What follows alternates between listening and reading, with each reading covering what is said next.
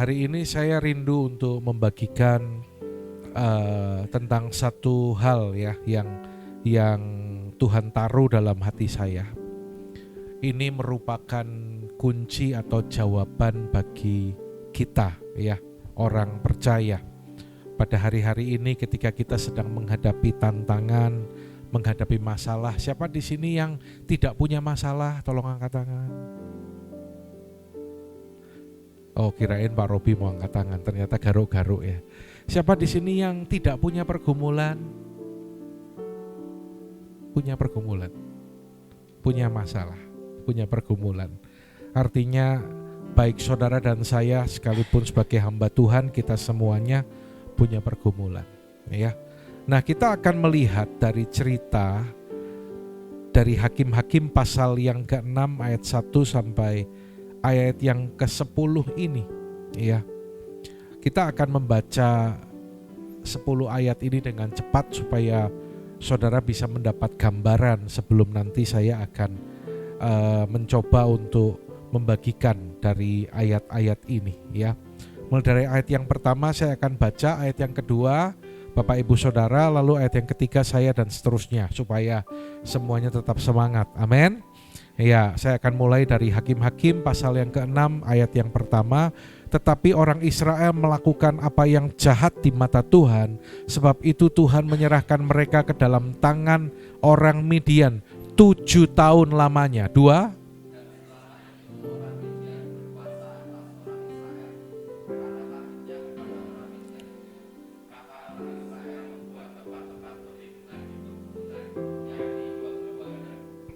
Setiap kali orang Israel selesai menabur, datanglah orang Midian, orang Amalek, dan orang-orang dari sebelah timur, lalu maju mendatangi mereka.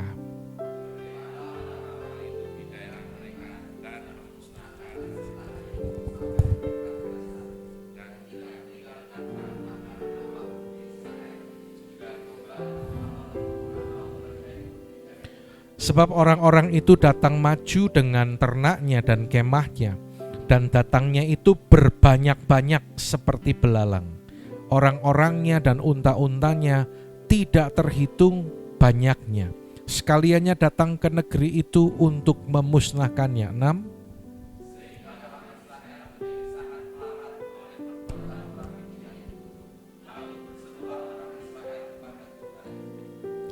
Ketika orang Israel berseru kepada Tuhan karena orang Midian itu, 8.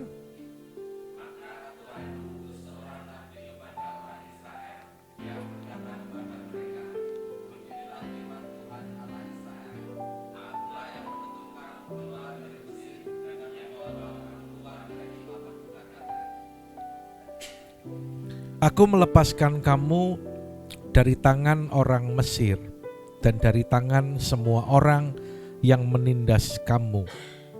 Bahkan aku menghalau mereka dari depanmu, dan negeri mereka kuberikan kepadamu. 10 lebih keras.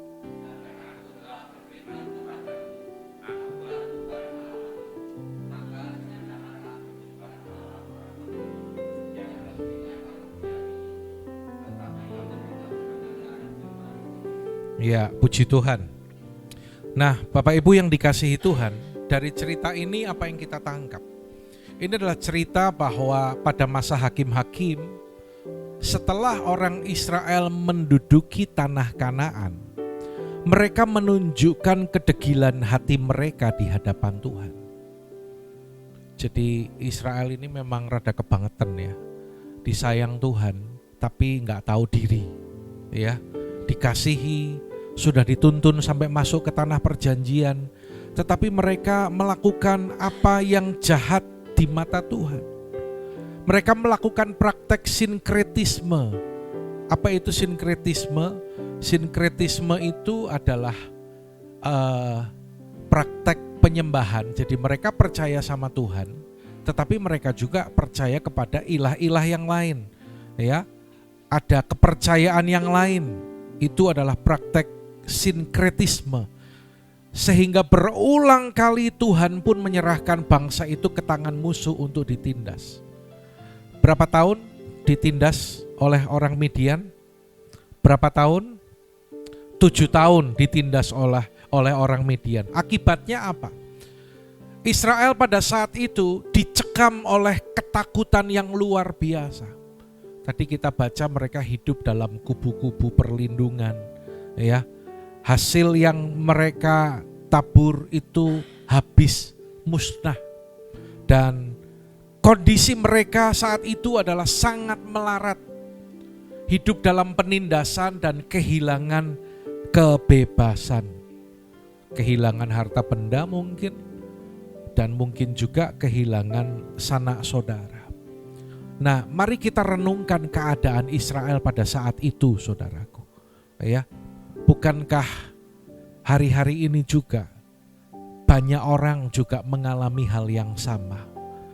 Mengalami kondisi tertindas, teraniaya, sama seperti yang dialami oleh Israel. Ya. Tapi hari ini firman Tuhan akan berbicara kepada kita bahwa dalam keadaan yang demikian pun Tuhan menjadi sumber kemenangan bagi kita.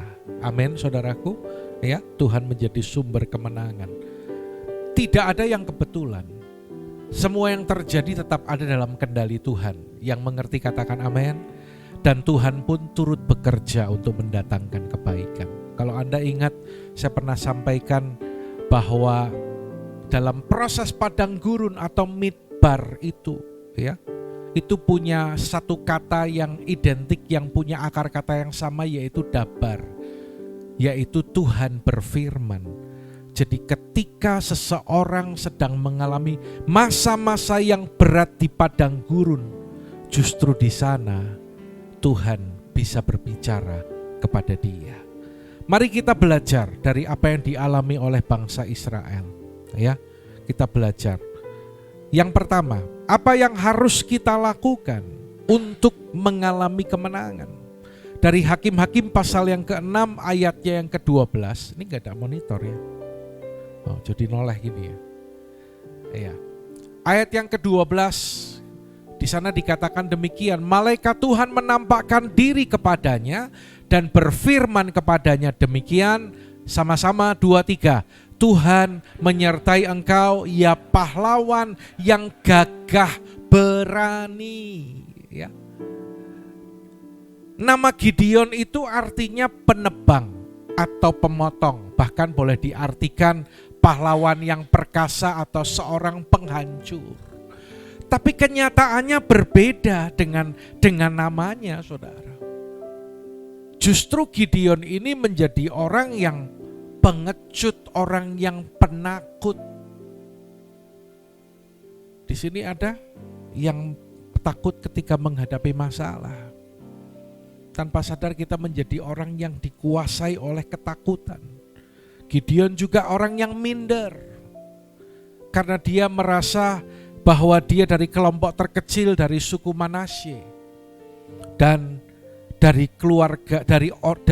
keluarganya itu dia termasuk bilangan orang-orang yang termuda.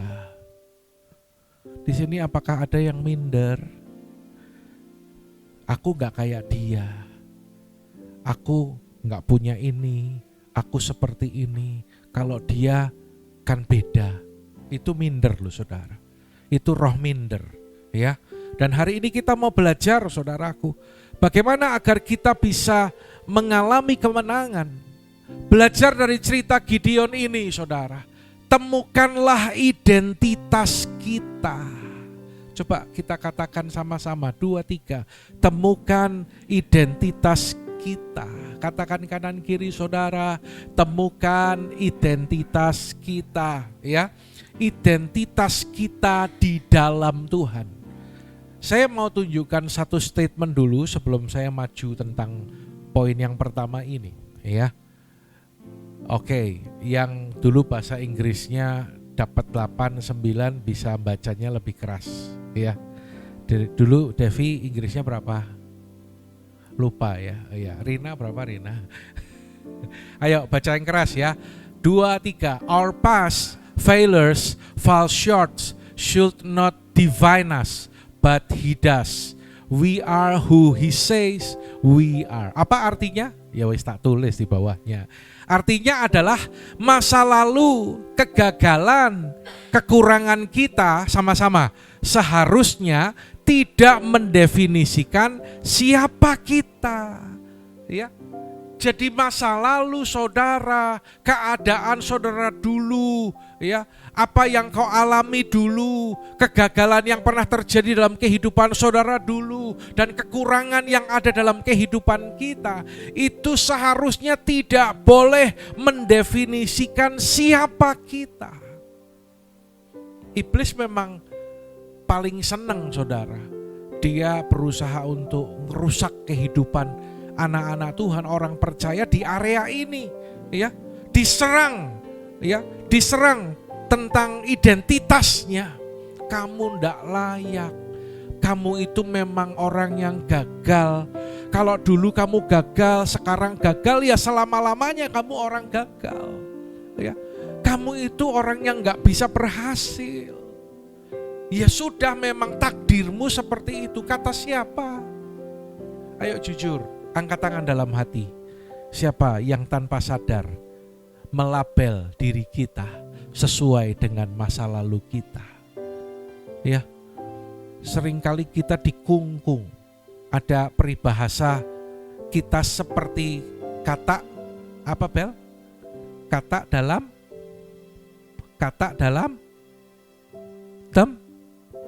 aduh, suaramu mana? Seperti kata dalam tempurung, dibatasi, kita melabel diri kita. Selanjutnya lihat, seharusnya tidak mendefinisikan siapa kita, tetapi Dia yang menentukan kita adalah siapa, sebagaimana Tuhan katakan tentang kita. Ya, saudara, kita perlu diingatkan kembali siapa kita di dalam Tuhan. Amin. Dan apa yang terjadi next jika Tuhan bersama-sama kita, jika kita bersama-sama dengan Tuhan. Lihat, baca dengan segenap hati kita, siapa kita di dalam Tuhan. Yesaya 43 ayat yang keempat, 2, 3. Oleh karena engkau berharga di mataku dan mulia, aku ini mengasihi engkau. Tunjuk kanan kiri, engkau berharga di mata Tuhan. Amin. Berharga. Ya, sejelek apapun masa lalu kita, Tuhan katakan engkau berharga di mataku. Yesus yang telah menebus hidup kita di kayu salib, satu kali Dia menebus hidup kita. Saudara dengar, itu cukup untuk menebus hidup kita, menyucikan kita dari segala dosa dan kesalahan kita. Ya, Yesaya 41 ayat 10. Janganlah takut, sebab aku menyertai engkau. Janganlah bimbang, sebab aku ini Allahmu. Aku akan meneguhkan, bahkan akan menolong engkau. Aku akan memegang engkau dengan tangan kananku yang membawa kemenangan. Masih ada yang khawatir, takut, bimbang? Ini janji Tuhan bagi saudara. Tuhan memegang engkau dengan tangan kanan Tuhan yang membawa kepada kemenangan. Yang percaya katakan amin. Berikan tepuk tangan bagi Tuhan kita. Ya, ada yang merasa bebannya terlalu berat sampai berkata, aku sudah gak kuat lagi Tuhan, aku sudah gak sanggup lagi. Coba tanya lagi kanan kiri, jujur. Mulai merenung-renung, bukan merenungkan firman, tapi merenungkan apa Tasya? Orang mulai merenungkan, kok hidupku kayak gini ya, nasib. Tapi Tasya enggak gitu ya Tasya ya. Tasya merenungkan firman yang pertama ya, kebaikan Tuhan, amin. Dan yang kedua merenungkan siapa? Ya itulah dia. Ya, saudara, banyak loh orang itu hidupnya benar-benar sudah masuk perangkap dari si jahat. Tapi firman Tuhan katakan apa? Next. Kalau saudara bilang gak kuat, gak mampu, baca ayat ini dengan penuh semangat. 2, 3. Segala perkara dapat mana suaranya? Lebih keras bisa enggak? Coba, 2, 3. Segala perkara dapat kutanggung di dalam Dia yang memberi kekuatan kepadaku. Amin. Hari-hari ini lagi goyah, perkatakan firman. Perkatakan ayat ini. Ya, segala perkara dapat kutanggung di dalam Dia. Dan apa yang dikatakan tentang kita, firman Tuhan berkata dalam Roma pasal yang ke-8 ayat 31, ya. Jika sama-sama 2, 3, jika Allah di pihak kita, siapakah yang akan melawan kita? Ayat 37, tetapi dalam semuanya itu sama-sama kita lebih daripada orang-orang yang menang oleh Dia yang telah mengasihi kita. Saudara, buka hati saudara saat ini. Saya rindu ketika Anda mendengar firman hari ini. Firman itu benar-benar mendarat dalam hati saudara, bahkan dalam roh saudara, dan memberikan kekuatan, membuat saudara boleh bangkit kembali. Ya, Paulus juga menuliskan dalam 2 Korintus 12 ayat 9, tetapi jawab Tuhan kepadaku, cukuplah kasih karuniaku bagimu, sebab justru bagi saudara yang sedang mengalami kelemahan, sedang dilemahkan, sedang diremukkan, sedang diproses sama Tuhan, firman Tuhan berkata apa? Justru sama-sama dalam kelemahanlah kuasaku, kata Tuhan, menjadi sempurna. Ya, sampai Paulus berani berkata, sebab itu terlebih suka aku bermegah atas kelemahanku supaya kuasa Kristus turun menaungi aku. Pernah nggak Anda berpikir kok Paulus ki dadak ngomong koyo ngono yo, jadi kita juga ya harus ngalami kayak gitu ya. Dia malah bilang aku lebih suka bermegah dalam kelemahanku. Seorang hamba Tuhan pernah dapat sebuah penglihatan. Ya. Kan di Alkitab ada kalau jalan yang menuju sorga, yang menuju keselamatan itu sempit, tapi kalau yang lebar itu menuju api. Ada lagunya ya. Di dalam ini di mana? Ya. Di dalam dunia ada 2 jalan. Apa? Oh, Devi belum lahir ya lagu ini. Siapa mau pilih yang lebar api, jiwamu mati, tapi yang sempit. Ini zaman kita ya Pak. Jiwa malah di atas kita ya, sebelum kita ya Pak ya. Makanya kayak Devi gitu nggak tahu, apalagi Tasya ya, apalagi Abel gitu kan nggak tahu lagu ini. Lagunya sudah lama sekali. Nah, seorang hamba Tuhan ini dapat penglihatan tentang ayat tadi ya.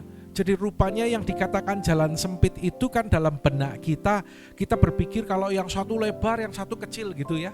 Ya. Tetapi dia melihat satu penglihatan bagi dia secara pribadi, dan dia bercerita bahwa dia melihat seperti satu lorong. Lorong itu gak terlalu besar, dan lorong itu membentuk lekukan-lekukan tubuhnya. Jadi hanya selisih beberapa senti. Ya, ada ya permainan kan kalau kita itu harus masuk gitu ya. Nah ini tuh persis cuman lebar lebih besar sedikit aja. Jadi artinya untuk masuk sampai kepada kehidupan kekal itu kita harus melewati sesuatu yang sempit, yang gak enak, yang gak nyaman ya. Cuman selisih berapa senti, Anda bisa bayangkan masuk lorong seperti itu gak enak banget. Itu berbicara proses dalam kehidupan kita. Siapa yang hari-hari ini lagi diproses sama Tuhan? Saya sedang diproses. Siapa di sini yang tidak diproses? Lah, yang lagi diproses nggak angkat tangan, yang tidak diproses orang angkat tangan. Ki jadine piye to iki? Siapa yang lagi ngalami proses dari Tuhan? Enak nggak? Berat nggak? Sumpek nggak? Kadang-kadang sumpek ya. ya. Tapi saudara, justru dalam kelemahanlah kuasa Tuhan menjadi sempurna. Memang Tuhan mau yang nanti ditinggikan itu Dia. Kalau kita mampu, kita lakukan pekerjaan kita bukan karena kita merasa kita hebat. Saya dengar kesaksian dari Ben ya. Benaya minggu lalu kan dia saya berikan kesempatan untuk sharing firman. Rupanya ketika di atas mimbar itu dia itu ngerasa rada skip Pak 3 kali. Jadi udah mau leng-lengan, udah goyang-goyang kayak gini loh. Sampai dia itu sempat down. Dia cerita, Tuhan, saya minta 45 menit ini aja Tuhan, supaya aman, lancar. Tapi masa 45 menit aja kok sempat 3 kali mau semaput. Terus selesai khotbah, dia duduk di depan, saya ambil alih, saya closing. Di situ Tuhan bicara sama dia. Di situ Tuhan bicara. Tuhan jawabnya gini, justru kamu seperti itu pun aku bisa pakai kamu. Kalau kamu perkasa, kalau kamu semuanya hebat, baik, nanti ketika kamu bisa melayani, bukan Tuhan, tetapi aku.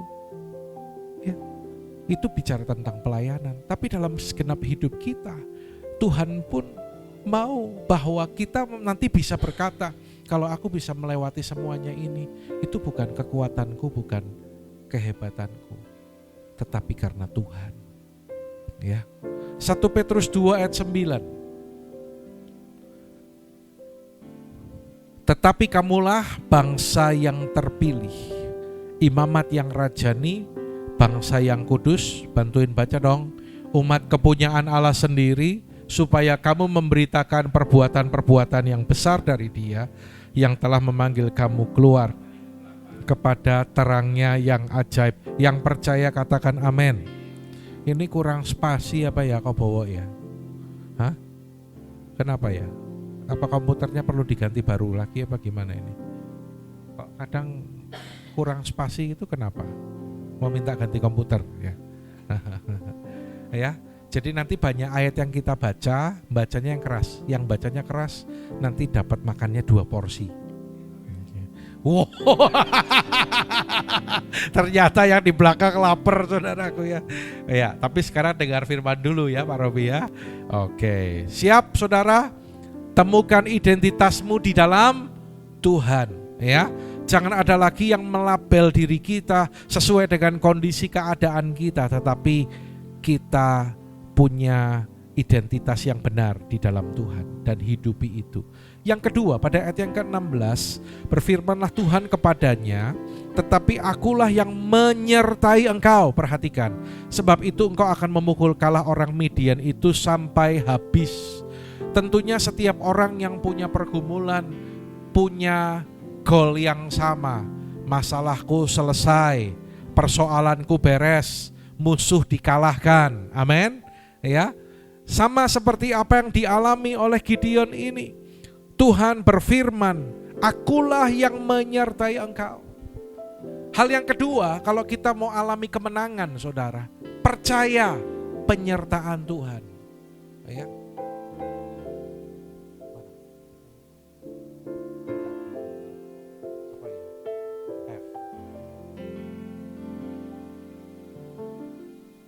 Penyertaanmu sempurna, rancanganmu penuh damai, aman dan sejahtera, walau di tengah badai. Yang bisa nyanyi yo, ingin ku selalu bersama, rasakan keindahan, arti hadiranmu Tuhan. Tepuk tangan bagi Allah kita. Ya. Percaya penyertaan Tuhan sempurna atas kehidupan kita. Saya mau tanya dulu kepada Rina. Kapan kita merasakan penyertaan Tuhan? Saat semuanya baik-baik atau sebaliknya? waktu keadaan tidak baik-baik, waktu keadaan sulit, ya. Bukan saat semuanya baik, everything is okay, tetapi justru dalam kondisi yang tidak baik, kita itu merasakan penyertaan Tuhan. Ingat dan pegang janji-janji penyertaan Tuhan yang Tuhan telah berikan kepada hamba-hambanya. Nanti Anda di rumah baca, renungkan ini ya. Perkatakan firman itu bagi diri kita. Amin, saudaraku. Kepada Musa Tuhan berjanji, aku akan menyertai lidahmu dan mengajar engkau apa yang harus kau katakan. Ini bukan hanya bagi Musa, tetapi juga berlaku bagi kita. Kepada Yosua juga Tuhan berkata demikian. Jangan engkau lupa memperkatakan kitab Taurat ini, tapi renungkanlah itu siang dan malam, supaya engkau bertindak hati-hati sesuai dengan segala yang tertulis di dalamnya. Sebab dengan demikian janji Tuhan apa? Perjalananmu akan berhasil dan engkau akan beruntung. Kepada Samuel, yuk baca sama-sama yuk. Kemudian Samuel mengambil sebuah batu dan mendirikan antara Mispa dan Yesana. Ia menamainya Ebenezer. Katanya, sampai di sini Tuhan menolong kita. Kalau sebentar kita akhiri tahun 2025, gak terasa ya, cepat sekali waktu itu berlalu. Ganti tahun, ganti musim, dan yang jelas ganti tahun, kita tambah usia, tambah tua, saudara. Ya. Dulu waktu pertama kali ketemu Devi, Abel lahir tahun berapa ya? 2014. Abel masih setahun 2 tahun lah ya waktu itu ya. Sekarang udah setinggi ini.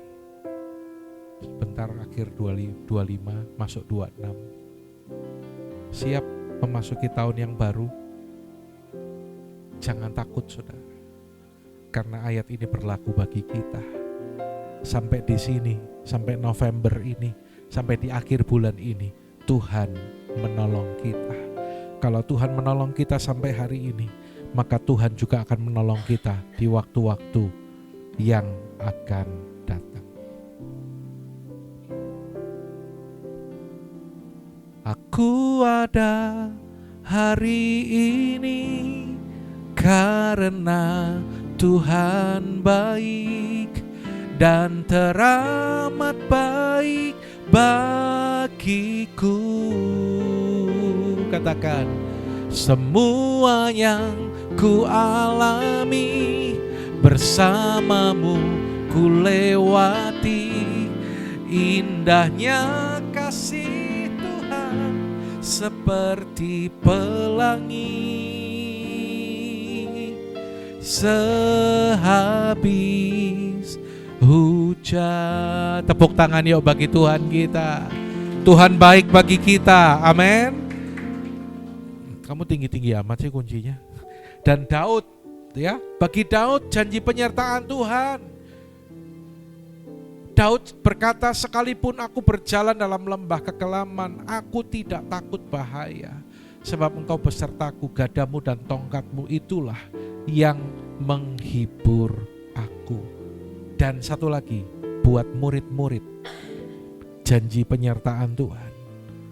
Dan ketahuilah sama-sama, aku menyertai kamu senantiasa sampai kepada akhir zaman. Ini sudah akhir zaman belum? Masa akhir, tapi belum selesai. Oke? Kalau sudah akhir zaman, kita sudah nggak di sini, saudara. Artinya apa? Kalau ini belum akhir dari akhir zaman, janji penyertaannya masih berlaku bagi kita. Yang ketiga, kalau mau kita alami kemenangan, ya, temukan identitas kita di dalam Tuhan. Lalu yang kedua, percaya penyertaan Tuhan. Dan yang ketiga, dari ayat yang ke-35 ini, ya, dari ayat yang ke-35 ini, juga dikirimnya pesan kepada seluruh suku Manasye, dan orang-orang ini pun dikerahkan untuk mengikuti dia. Dikirimnya pula pesan kepada suku Asyer, Sebulon dan Naftali, dan orang-orang ini pun maju menggabungkan diri dengan mereka. Saudara, apa yang kita bisa pelajari dari cerita ini? Yang ketiga, bangun kebersamaan dan kesatuan. Ya, Gideon mengumpulkan dan menyatukan suku-suku Israel. Dia mendapatkan dukungan, dia mendapatkan kepercayaan. Saudara, ini penting. Persekutuan kita ini penting. Coba katakan lagi kanan kiri. Persekutuan kita ini penting. Ya. Ada bahaya dalam kesendirian. Elia menjadi orang yang overthinking sehingga dia depresi, bahkan mau mati. Bukan mau bunuh diri ya, tetapi pingin mati. Jujur, jawab dalam hati ya. Ada enggak di sini yang pernah pingin mati? Jawab dalam hati aja, gak usah angkat tangan ya. Elia ngalami seperti itu. Ketika dia memenangkan pertandingan melawan nabi-nabi Baal. Tapi setelah itu justru Elia mengalami ketakutan. Ya. Dia sendirian. Jadi ternyata bahaya sekali kalau kita itu sendirian. Persekutuan kita ini ada supaya kita enggak sendirian. Karena itu saudara, saya terus memberikan pesan bagi jemaat di Semarang ini.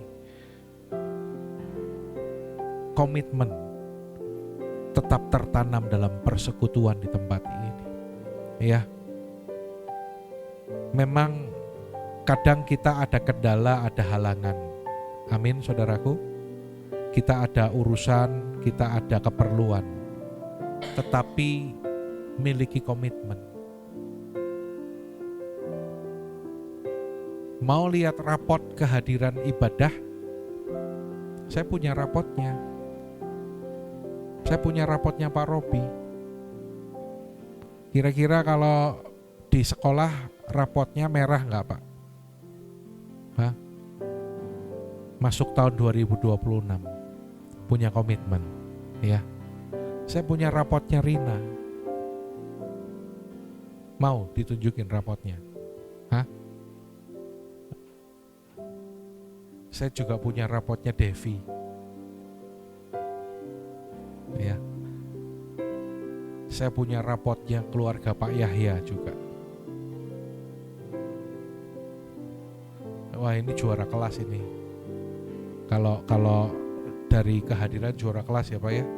Sudah bolongnya jarang, datangnya lebih awal.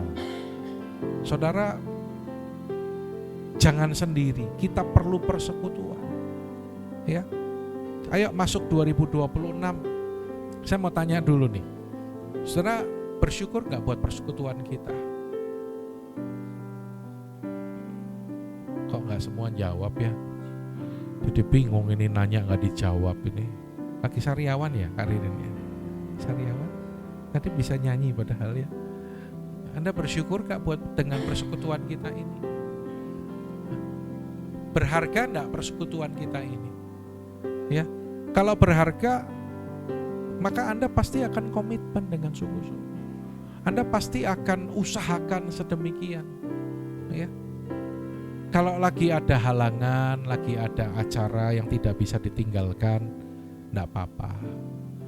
Tetapi jangan terlalu gampang tidak hadir ibadah. Ini saya warning ya. Jangan terlalu mudah tidak hadir ibadah. Om Andi juga dengar ya, sekarang kampus sering ambil acara hari Minggu lagi ya. Itu harus ngomong tuh sama pengurusnya, bilang, Pak, hari Minggu saya ibadah. Ya, hari Minggu saya ibadah. Itu acara kampus apa acara sendiri? Oh, bukan acara sendiri ya. Oh, ya. Harus ngomong loh itu. Coba kalau mereka di hari ibadahnya mereka bikin acara, apa mau? Nggak mau. Ya. Beberapa teman di Wonosobo itu kan punya toko. Loh itu kalau namanya hari Jumat itu, waduh, jam siang itu jam sholat Jumat. Itu pegawai-pegawai itu yang laki-laki kan maksudnya, itu kosong itu. Izin, pamit. Mereka itu seperti itu loh. Kadang kita itu harus akui, kadang orang Kristen itu kalah dengan mereka.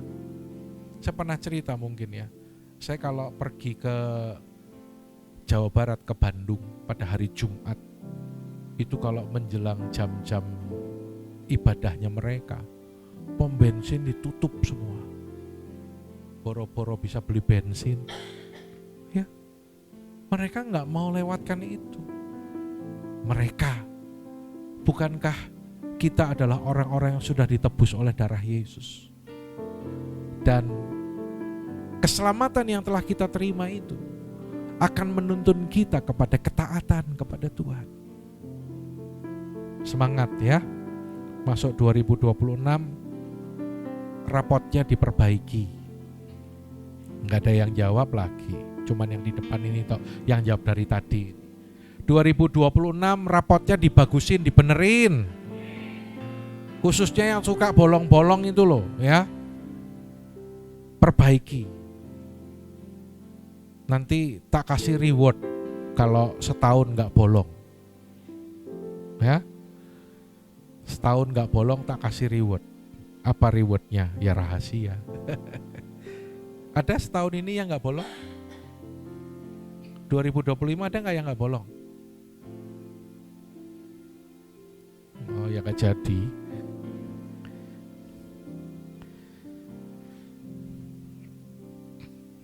Memang banyak tantangan ya untuk persekutuan kita. Karena iblis si jahat itu tahu kekuatan kita itu adalah dalam fellowship, dalam persekutuan ini. Masih ingat masa-masa pandemi? Dipisahin, dibikin masing-masing. Orang banyak mengalami depresi, ketakutan. Ya, harus berjuang untuk bersama-sama dalam kesatuan, ya, berjuang. Lalu Daud juga pernah mengalami depresi dan merasa ditinggalkan Tuhan. Dalam Mazmur pasal yang ke-22 ayatnya yang ke-2 sampai ayat yang ke-3, 7 sampai 8. Nanti Anda bisa baca ya. Nah, saudara, kita punya kul. Kita punya kul. Ya. Saya berdoa supaya waktu-waktu ke depan kul di Semarang juga dipulihkan dan dibangkitkan kembali. Amin. Ya. Saya melihat kul ini menjadi benar-benar menjadi satu keluarga. Ya, mereka kompak, mereka unity, mereka saling menopang satu dengan yang lain, ya. Selektiflah berkomunitas. Berfirmanlah Tuhan kepada Gideon, terlalu banyak rakyat yang bersama-sama dengan engkau itu. Jadi Tuhan bilang kakean, kurangi. Ya. Dari sini saya belajar apa saudaraku? Kita harus selektif berkomunitas. Orang-orang Israel diseleksi ulang lagi. Awalnya berapa banyak? Berapa banyak? Ayo, kuis. Hah? 32.000. Oke. Lalu ketika Gideon disuruh bilang sama mereka, yang takut pulang. Yang pulang berapa? 22.000. Tinggal dari 10.000, Tuhan juga bilang lagi, masih kebanyakan. Di sini saya melihat, saya belajar, oh ternyata perlu seleksi. Demikian juga dalam hal berkomunitas. Cari support system yang baik bagi diri kita. Ya, Anda boleh punya teman, punya sahabat yang baik. Tapi yang terlebih penting adalah support system bagi kerohanian saudara, bagi imanmu saudara. Itu yang penting, ya. Singkirkan orang-orang yang toksik, ya, yang membuat kita jadi kotor saudaraku, yang membuat kita jadi gak bertumbuh. Temukan komunitas yang sehat dan mendukung. Mazmur 1 ayat pertama, lalu 1 Korintus 15 ayat 33. Ya. Oke.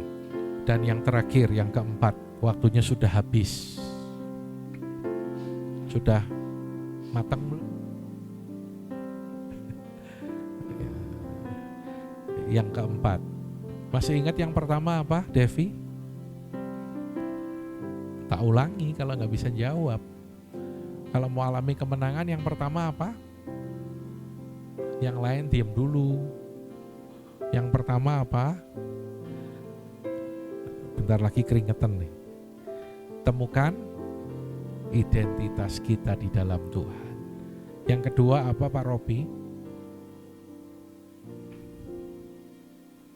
Pak Robi tadi dengar firman apa ngelamun? Yang kedua apa? Coba dimundurin lagi, bawa. Yang kedua tunjukin lagi. Sampai udah kemeng khotbah ini, masa lupa. Yang kedua apa, Pak? Baca, Pak. Nah, yang pertama apa, Devi? Ya, identitas kita di dalam Tuhan. Yang kedua, Pak Robi? Percaya penyertaan Tuhan. Yang ketiga apa, Rina?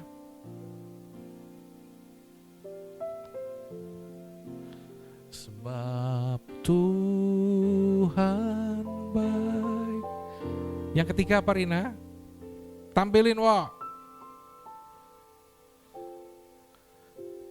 Tadi baru bicara persekutuan ini loh. Ya, baru bicara tentang persekutuan ini. Jadi sekali lagi, yang pertama apa, Tasya? Apa? Temukan identitas kita di dalam Tuhan. Yang kedua apa, Tea? Percaya penyertaan Tuhan. Yang ketiga apa, Abi? Oh, masih ditampilin. Enak ya, enak banget bacanya ya. Wah, pinter baca ya Abi ya. Ya, yang pertama apa, Abel?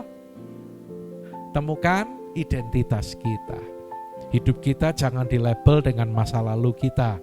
Ya, yang kedua percaya penyertaan Tuhan itu sempurna, sama seperti janji penyertaan Tuhan kepada hamba-hambanya, demikian juga bagi kita. Dan yang ketiga, bangun kebersamaan dan kesatuan. Ini yang harus dilakukan di tempat ini, saudara.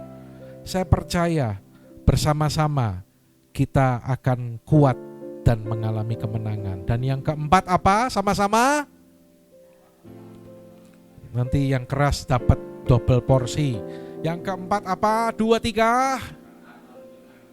Ya, Pak Robi paling keras kayaknya ya. Taat tuntunan Tuhan. Ya. Dengan jumlah taat dalam hal ini, Gideon taat apa? Coba perhatikan. Itu saya kasih. Oh, ternyata warna birunya nggak terlalu kelihatan ini, Kobo. Highlightsnya nggak terlalu kelihatan. Lalu berfirmanlah Tuhan kepada Gideon. Ya, ini sama saja gini. Lalu berfirmanlah Tuhan kepada Buririn. Sama ya. Artinya ketika kita lagi baca firman, Tuhan sedang berfirman kepada kita. Ketika Pak Robi sedang dengar firman seperti siang hari ini, artinya Tuhan sedang berfirman kepada Pak Robi. Ya, berfirmanlah Tuhan kepada Gideon dengan ke-300 orang, kan jadi sampai 10.000 kan. Lalu 10.000 itu juga disuruh nyeleksi lagi sama Tuhan. Akhirnya yang tersisih dari 10.000 itu, mereka pergi dan tinggal 300 orang yang menghirup itu. Tuhan katakan dengan ke-300 orang yang menghirup itu akan kuselamatkan kamu, aku akan menyerahkan Midian ke tanganmu. Tuh, masuk akal enggak? Bahasa sononya cengli enggak? Coba Pak Yahya. Coba lihat. 32.000 jadi 300, berhitung cepat. Berapa persen? Tuh ya, percayalah, ini tiap hari ngurusin uang. Tiap hari deleng angka ya dah. Kalau saya terus terang dengan angka itu mumet, Pak. Ya, dengan angka itu mumet gitu. Ini gak masuk akal. Dengan 300 aku akan menyerahkan orang Midian ke dalam tanganmu. Dan pada malam itu berfirmanlah Tuhan kepadanya, bangun turunlah menyerbu perkemahan itu dan kuserahkan itu ke dalam tanganmu. Dengan jumlah yang sedikit Tuhan memberikan kemenangan kepada Gideon. Siapa yang dipermuliakan? Kalau rakyatnya yang tadi pasukannya banyak menang, siapa yang bermegah? Manusianya, ya. Justru yang nggak bisa jadi bisa, yang nggak mungkin jadi mungkin. Itu nama Tuhan dipermuliakan. Dari sini kita mau belajar apa, saudara? Cara Tuhan itu selalu lebih unggul dari cara kita. Percayalah, saudara. Dengar baik-baik, saya ulangi sekali lagi. Cara Tuhan itu lebih baik dari cara saudara. Cara Tuhan itu lebih unggul daripada segala kekuatan dan hikmat manusia. Karena firman Tuhan berkata dalam Yesaya 55 ayat 8-9, di situ enggak ada ya? Ada ya? Sebab, coba baca yuk, 2-3, sebab rancanganku bukan rancanganmu dan jalanmu bukanlah jalanku. Demikianlah seperti tingginya langit dari bumi, demikianlah tingginya jalanku dari jalanmu dan rancanganku dari rancanganmu. Yang percaya katakan amin. Yang percaya berikan tepuk tangan bagi Tuhan kita. Cara Tuhan selalu lebih baik, cara Tuhan selalu lebih unggul daripada cara kita, saudara. Kayaknya nggak bisa, kayaknya nggak mungkin. Tapi kalau Tuhan yang tuntun, kita harus lakukan itu. Aduh, kok saya yang sakit di sini ya. Aduh. Oke, bentar, saya minum dulu.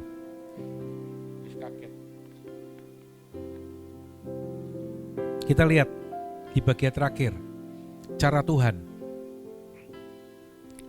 Mau sehat, mau sembuh, cara Tuhan apa? Cara Tuhan apa? Hati yang gembira. Ya. Singkirkan segala sesuatu yang membuat kita punya beban pikiran, sampai kita kepikiran, sampai kita stres, depresi, bikin sakit. Tapi firman Tuhan katakan hati yang gembira adalah obat yang manjur. Mau diberkati? Yang jawab kok remang-remang, kok lirih suaranya. Mau diberkati? Caranya gimana? Orang yang diberkati adalah orang yang mengandalkan Tuhan. Karena itu Devi andalkan Tuhan, Pak Robi andalkan Tuhan, Pak Yahya Buririn andalkan Tuhan, Rina Abi andalkan Tuhan, Tasya Tea andalkan Tuhan, Abel andalkan Tuhan. Maka engkau diberkati Tuhan. Mau menerima berkat? Banyak orang maunya nerima tapi gak mau memberi. Tetapi cara Tuhan ini apa? Mau terima berkat? Ya berilah, maka kamu akan diberi suatu takaran yang baik, yang dipadatkan, yang digoncang dan yang tumpah keluar, yang akan dicurahkan ke dalam ribaanmu. Sama-sama, 2-3. Sebab ukuran yang kamu pakai untuk mengukur akan diukurkan kepadamu. Ya. Kalau menerima berkat maunya sedikit atau banyak? Banyak. Banyak apa sedikit? Banyak apa sedikit? Kalau mau terima banyak berarti ukuran yang kamu pakai untuk mengukur akan diukurkan kepada. Jangan sampai kita kalau ngasih maunya sedikit, tapi mau terimanya banyak. Ya. Lanjut, mau semuanya ditambahkan, Matius 6:33 berkata, carilah dahulu kerajaan Allah dan kebenarannya, maka semuanya akan ditambahkan kepadamu. Mau tingkap langit dibukakan dan berkat tercurah? Amin. Mau belalang pelahap dihardik dari kehidupan saudara? Waktu morning call saya pernah bagikan ini sedikit ya. Kalau ada yang ingat yang ikut morning call itu. Kalau orang ikut asuransi, dia akan mendapatkan benefit dari perusahaan asuransi itu. Ini asuransi di Sumatera lagi puyeng, Pak.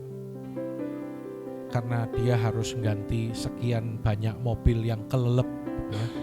Kemarin saya lihat ada mobil sport yang setir kiri, artinya masih dari luar itu, aduh dalamnya bletok semua itu ya. Ini lagi pusing itu perusahaan asuransi. Jadi kalau orang ikut asuransi, Tergantung kita ikutnya apa. Oh, kalau ada yang asuransi untuk pendidikan, maka sekian waktu dia akan mendapat benefit, itu akan cair dan bisa dipakai untuk nyekolahkan atau nguliahkan anak. Ada asuransi yang untuk kesehatan. Jadi kalau sakit, Pak Yahya pakai ya, dari kantor ya, bisa diklaim ke rumah sakit sehingga kita nggak keluar uang. Atau ada asuransi untuk kendaraan. Dulu mobil yang sebelum ini, yang Luxio itu kan diasuransikan ya. Dan saya ingat waktu itu baru berapa lama, belum lama lah, saya lihat headlampnya itu baret Pak, jeret gitu. Padahal baretnya ya nggak tahu kenapa dan di mana saya nggak tahu. Intinya baret. Tapi karena ada proteksi dari asuransi itu, saya klaim ke asuransinya. Pak, ini baret kayak gitu. Kejadiannya di mana gimana? Ya saya nggak tahu pastinya, tapi kira-kira di gereja saya bilang. Mungkin anak-anak itu pakai batu diceret gitu. Ya. Tapi karena ada proteksi asuransi, saya bisa komplain. Memang bayar waktu itu kalau nggak salah 200.000, tapi headlamp yang harga jutaan itu diganti baru sama asuransi. Ya. Sekali waktu saya juga pernah sampai pakai Luxio itu sampai pom bensin. Kebelet kencing, berhenti, ceret, kosong kan, terus langsung ke belakang. Tapi waktunya buru karena waktu itu mau ke Wanareja, mau nganterin Bu Andi ke Wanareja, ngajar WCB atau apa itu. Jadi tadi waktu berhenti kan kosong, jadi saya pikirannya cepet aja, itu mobil masih nyala, AC nyala, langsung mundur, langsung ngung gitu. Ternyata jeduk, belakangnya udah ada mobil parkir ternyata. Saya nggak lihat di belakang ada mobil parkir. Waduh. Mobil parkirnya itu mobil pick up bawa lemari besar sekali, jadi berat gitu kan. Dekok. Saya klaim ke asuransi juga diganti. Ya. Nah saudara, itu gambaran, itu asuransi. Kadang orang itu mau diberkati. Ada dua benefit istilahnya ya. Kalau kita melakukan atau mengembalikan persepuluhan. Yang pertama, satu, tingkap-tingkap langit dibukakan dan Tuhan mencurahkan berkat kepadamu sampai berkelimpahan. Yang percaya katakan amin. Dan hal yang kedua, nih lihat pada ayat yang ke-11, baca 2-3. Aku akan menghardik bagimu belalang pelahap. Ya.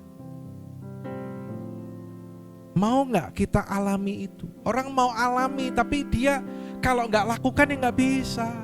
Kita mau terima benefit dari asuransi tapi kalau kita gak ikut asuransi itu, nggak komitmen untuk bayar preminya, nggak bisa. Persepuluhan itu bukan asuransi, tapi saya hanya memberikan pendekatan atau pengertian itu kepada saudara.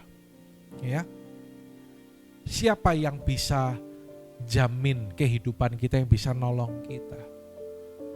Kemarin saya mendengar dari saudara kita Cilinda, dia kedatangan orang yang menjual emas, tapi emasnya itu emas palsu. Zaman sekarang orang tuh makin pinter Pak. Kalau zaman dulu emas itu digosok di batu, dikasih cairan tertentu, itu kalau palsu langsung kelihatan. Tapi ini lapisan emasnya tebal banget, sudah sampai digosok-gosok itu tetap emas murni, emas asli maksudnya. Ya kan kalau orang jual perhiasan, kalau marute kakean kan ngamuk uangnya kan, kurang nanti gitu. Dicek ke toko seberang, di teman-temannya juga oke, tapi ternyata itu emas palsu. Tapi ya puji Tuhan, Tuhan tolong sampai akhirnya ketahuan dan pelakunya tertangkap dan sekarang sedang diurus di kantor polisi. Beberapa kali saya dengar cerita, ya gitu, ada orang mau niat jahat, sudah hilang uangnya, balik lagi. Ya, itu belalang pelahap itu seperti itu, saudara. Jangan sampai kita kumpul-kumpulin tapi nanti tiba-tiba hilang. Ada yang ditipu orang. Kemarin saya mendengar ada seorang lagi stres, lagi pusing karena ditipu orang. Nggak banyak sih, cuma 2 miliar saudaraku. 2 miliar itu bisa bangun gereja di Semarang ya Pak ya. Tapi seandai kata nggak ditipu orang pun juga belum tentu dikasih untuk belum tentu ditabur untuk bangun gereja. Saya lagi bayangin ya Tuhan 2 miliar itu kalau buat bangun gereja Tuhan. Luar biasa. Saudara, kita perlu proteksi. Saya ingatkan ini berulang kali. Bukan punya maksud apapun, tetapi karena saya mengasihi jemaat Tuhan di tempat ini. Saya nggak bisa nolong saudara, saya hanya bisa doakan. Saya hanya sebatas bisa mendoakan. Setiap hari saya doakan, berkati Pak Robi Tuhan, Rina, Devi, seluruh jemaatmu di Semarang ini, keluarga Pak Yahya, Tuhan jaga lindungi sempurna. Tapi yang bisa melindungi kita yang sesungguhnya adalah Tuhan. Nah, janji ini berlaku digenapi ketika kita melakukan bagian kita. Ya, jangan nunggu belalang pelahap dulu baru nanti setelah ditegur kita baru ngerti, baru melakukan, ya. Jangan sampai seperti itu, saudaraku. Saya kemarin sampai geleng-geleng waktu buka media sosial. Seorang komedian Amerika Serikat bernama Gabriel Flavi. Kenal nggak Tasya? Ya, dia menghabiskan uang. Kalau dikurskan ke rupiah itu 1,6 miliar untuk pesta ulang tahun anjing kesayangannya. Astaga. 1,6 miliar. Itu kalau dibeliin es campur. Yang di Tanamas itu Tasya bisa buat mandi. Saya tuh lihat gini tuh sampai wownya, tapi dalam hati saya ini, wejian, wong Semarang kan gitu kan, wejian 1,6 miliar. Terus ditanya di wawancara, ya yang pertama karena aku sayang sama anabulku, ya. Nggak tahu namanya Louis apa siapa itu ya. Namanya Risa, anjing kesayangannya itu Risa. Aku sayang sama anjing kesayanganku dan dia berkata, aku mau kasih perayaan yang sangat meriah. Karena dia pernah lihat seseorang itu ngulang tahunin anjingnya, lah dia nggak mau kalah. Karena dia merasa aku tuh lebih sayang anjingku, jadi dia mau tunjukkan nih loh, aku mau kasih perayaan yang lebih wow lagi. Dia rela keluarkan 1,6 miliar untuk anjingnya. Kenapa? Karena dia sayang anjingnya. Saudara, perkara ini kalau Anda mengasihi Tuhan, Anda pasti akan melakukannya. Sederhananya gitu aja. Nggak ada yang berat. Kalau kita mengasihi Tuhan itu nggak ada yang berat, saudara. Loh, kalau bicara melayani, saudara, dalam tahun ke-22 pelayanan saya itu banyak situasi kondisi yang berat ketika melayani. Tapi semuanya itu saya bisa lewati, saya bisa jalani, dan saya bisa lakukan itu karena apa? Karena aku melakukannya untuk Tuhan dan bukan untuk manusia. Ya, lakukan itu saudara, karena engkau mengasihi Tuhan. Dan yang terakhir, mau menang atas iblis, firman Tuhan berkata, kalau mau menang atas iblis apa? Tunduklah kepada Allah dan lawanlah iblis, maka ia akan lari daripadamu. Oke, slide terakhir. Jadi inilah yang kita terima siang hari ini. Tangkap ini baik-baik, nanti dapat PDF-nya ya di grup ya. Oke, jadi nggak usah difoto. Direnungkan, dilakukan, pasti akan alami kemenangan.